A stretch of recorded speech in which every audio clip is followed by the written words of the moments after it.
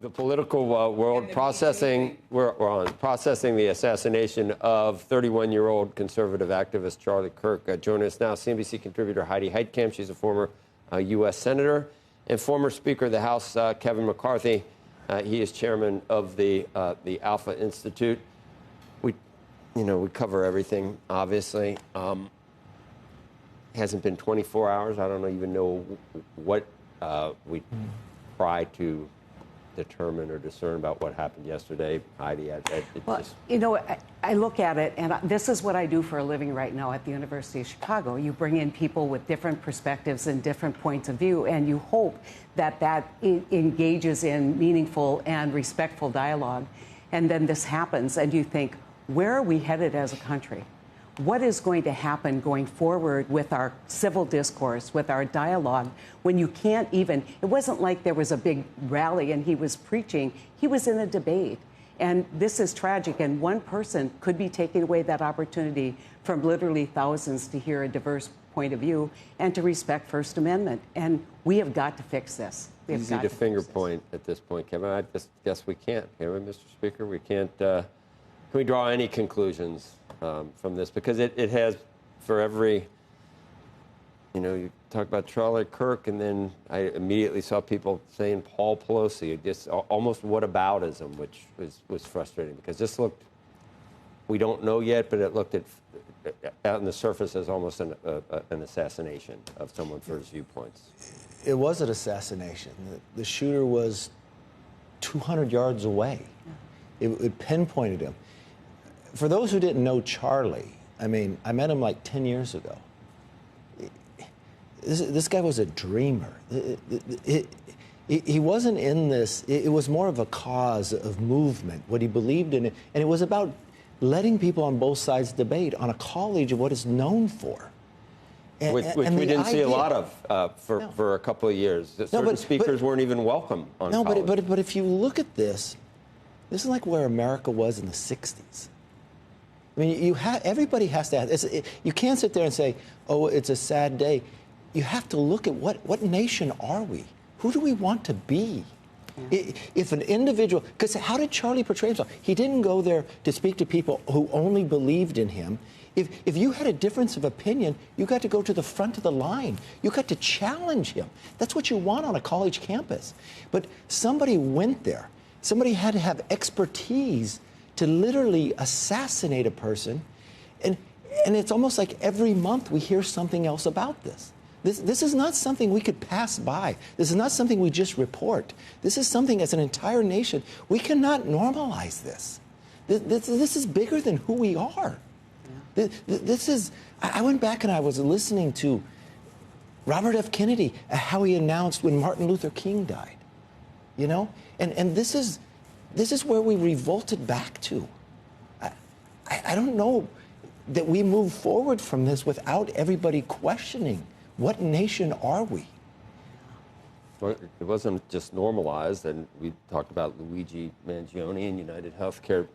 It's going to every that was celebrated, and yes. And I saw celebrations yesterday on social media. I saw Trump next on social media yesterday. Yeah, those opinions, those celebrations used to be in private, and now they're on social media. So all of a sudden, people get this reflective. Oh, that's what people think. The absolute vast majority of people in this country do not want to see political violence. They do not want to see this. They don't want to see two orphaned little girls. And so we've got to figure it out. But the leadership in this country needs to step up, like you did during the Scalise shootings, where everybody came together in Congress. It wasn't like, oh, these were Bernie supporters. It was, we've got to pull together. And I think that's a great example of leadership. But look, Charlie was not elected. Yeah. I met Charlie because he didn't even go to college. He worked with young people to get them involved in ideas of political process. He was the very first guest of Gavin Newsom. He would go across the aisle. And these are the people they want to target? It wasn't like somebody walked up to him and got in a fight with him. This person sat, knew he was coming, and had to be an expertise, and did it in front of everyone. So here's the question. So I think this is actually interesting because it also crosses generations. By the way, I have two sons who are 14 who are intimately familiar with Charlie Kirk. They know him. They like Charlie Kirk. They think they were fascinated by his opinions. And so I think there's a whole, it's not just, and so the question is, how do you, or how do political leaders, and what generation is going to reach out to, I mean, I think this is one of those, this is actually like a moment, like a true moment that I think is scarring. And the question is, I mean, and this is beyond sending our sympathies to his family and everything else, I'm just saying, as a country, how do you communicate to all these different generations about this? Because I do think that he touched something that I'm not sure everyone in our audience even appreciates. I don't think this audience understands it. There's millions of young people across this country that maybe not have met him, but he made a difference in their lives and on how they thought about things. Right. And they would interact with him because of the social media. And how are they going to react today? That's why when you look back to the 60s, he was a cause and a movement of what he allowed, and it just got not taken away. Yeah. For why? Yeah. I think, Andrew, it's just going to depend on how do leaders react. Do we see polarization and the, yeah, look what you did kind of thing, or do we see it is time to lower the temperature in this country. It's time to engage in meaningful dialogue, respectful dialogue. And what we saw yesterday, I think, was not that coming together. It was a lot of schadenfreude. It was a lot of, look, this is horrible. And how do you, if I'm on a college campus, I can tell you he would draw a big crowd at the University of Chicago because people want to hear a different side of the argument. Young people are much more sophisticated. They are not there to just listen to what they believe. They're there to listen to other beliefs.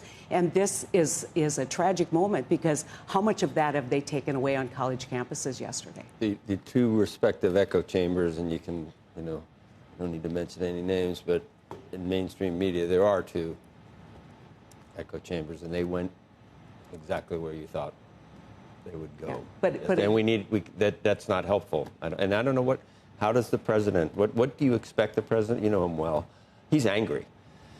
And I would hope for better angels, but I don't know how you can have better angels when he has to, though, don't you think? If I was the president, I would be angry. I mean, the president, same thing yesterday, somebody was on trial for the second person who tried to kill him. I'm sure from an emotional point of view, not only how well he knew Charlie, but he looked at him as almost a family member. There's so many times the interaction there, the celebration. But from a person that he got shot in the ear, and think about how that could have been him with just a quarter of an inch. Kevin, you said you went back and looked at Robert F. Kennedy's speech after Martin Luther King was shot. I'm not familiar with it. How did he address it? He was literally in a rally in Indianapolis, and they didn't have social media, and he goes before the crowd, and he tells them to put the signs down, and he says, "I have to tell you, Martin Luther King was just assassinated." But then he goes on to say, what type of nation are we? Who are we as a country? And how do we want to move forward? And he talks about his own brother. And he raised the issue of how Martin Luther was killed doing what he believed in, right? But he was killed by a white man. He goes, but my brother was killed by a white man too.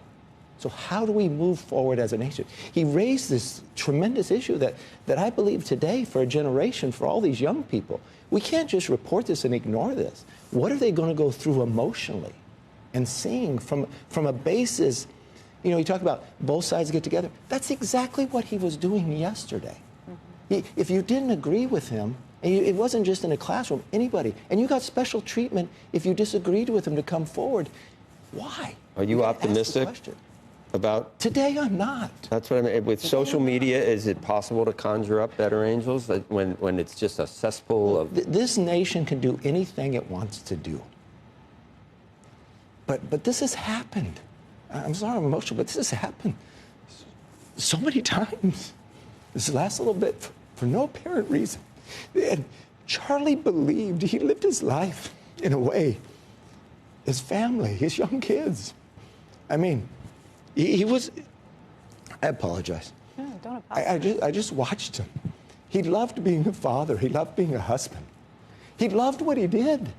I met him because he inspired kids to run for to run for office, and it was extraordinary. And then for your audience, he was an entrepreneur. He had to raise the money, but how did he raise his money? Because what he achieved. And to be struck down. He didn't do this because he wanted to become an elected position. He could. He could have gone into the administration. He didn't. He didn't do any of that. And he was struck down in a nation that we believe in a college, that this is a place we could have these debates. It's just not right. It really isn't. Kevin, you shouldn't ever apologize for your humanity in feeling this. It's a horrible, horrible situation. But what does it say as us as a country? It says we need to do better. That's what it says. It's more than doing better. And we need to listen to what Andrew's saying, because those 14-year-olds are watching, and they want to know where's the leadership, and how did this happen, and how is it not going to happen again? And we always forget that part. And the part that I think you played when Scalise was shot on the baseball field, that was a moment that we should all reflect on. Didn't help, and, did it? Yeah, Didn't because last. it was a coming together. It was a lack of blame. And it was we are all in this together. And if we want to have a democracy in this country, we have to cure the problem of political violence. Political dialogue needs to be respectful, and we cannot tolerate on either side, regardless of what people have said in the past, regardless of what people have done. We cannot tolerate this, because the best people in this country will not step up to serve, will not step up to have an opinion. They will say, it is not worth it in my lifetime. And that is not good for where we are as a country.